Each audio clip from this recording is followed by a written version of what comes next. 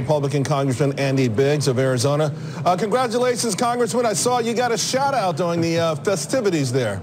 I did, Charles. It was a great event, and I think the president covered a gamut of emotions, but certainly he was grateful, he was glad, and I think he is also looking forward. Still, I got a sense of optimism still in him that was lingering on from both the acquittal and the State of the Union address. And on that note, two things that were really remarkable. You could certainly see a spring in his step, but as he went through the room and recalled personal stories of how someone was polling 3 or 4 years ago, people's family members. I mean, he knew everything about everyone in that room. He remembered all these anecdotes. And, you know, I mean, this is a guy who's got a lot on his plate. I thought that was very, very impressive. And then, you know, despite the fact that he's obviously still upset about what he's gone through, pivoting and talking about what can be done now, like infrastructure. Oh, absolutely right. And I will just tell you just a little anecdote. The first time I talked to him when I was in Congress, his first words out of his mouth were, "Who won your district, you or me?" And so we laughed and chuckled because he knew very well I had outpolled him by 8 points in that district at that time. We had a good laugh about that, but that he knows those types of things throughout the whole country, virtually everybody's district. He's very in tune with that, but then he's also in tune with what he wants to see happen, and whether it's the transportation infrastructure. He's talked about pharmaceutical pricing. He talked about a myriad of issues that he thinks are important domestically and even internationally, all wrapped up in this kind of, I would say, you know, kind of right. Fun speech where he's having a good time with people that appreciate him and that he appreciates. What's the likelihood that these things can be done in the midst of this lingering animosity? I mean, we know USMCA was finally passed in a major bipartisan vote. You know, and it felt like early on infrastructure was low-hanging fruit.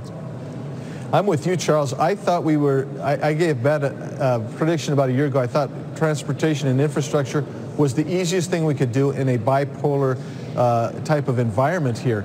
But the reality is we see that even that's been very hard. So I think we're going to have to pick out individual policies, maybe individual bills, smaller bites of the apple. I would say things like you might be able to get some FISA reform even, some of these things, because both sides are not happy with how FISA has been used. And so maybe some antitrust issues with regard to some of these platforms. I mean, there are some things out there we can get done.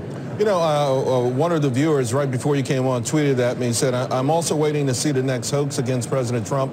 I bet it involves Martians." You know, so sort of tongue-in-cheek. But do you think that there will be more attempts to get him out of office? I do, and that's part of the thing. This just never seems to go away. The Jerry Nadler and his counsel have already said that they're going to open up additional investigations. Chairman Nadler has also said he wants to bring in witnesses that he felt should have been called in the Senate that weren't. I wonder if he's going to allow Republicans to bring in witnesses that we thought should have been called in the House that he wouldn't let come in. So I just don't understand this mentality that says we're going to continue to investigate. I think we've reached an apex of this, or a nadir, depending on how you're looking at it. And it's time to move on and see if we can accomplish some things, set aside differences for the best of the country. I got to tell you, it's nuts. This week alone, from Gallup, and polled on people said their personal lives. 90% of people said that they're really thrilled with their personal life. That's a record. President Trump's approval rating went to 49%. That's a record. The GOP since September has gone up in terms of approval, 51%, the best since 2005. Are you better off now? A record 59%. Will you be better off a year from now? 74% a record. Employment engagement. People are more engaged at work. Overall satisfaction. The numbers are all through the roof since this began. It would be mind-boggling if the Democrats insisted on trying it again. I hope, Congressman Biggs, that you can talk to your friends on the other side of the aisle, and perhaps you all can get together and start doing the work for the people who sent you there. Congratulations again. Always a pleasure to see you. Thanks, Charles. Good to be with you.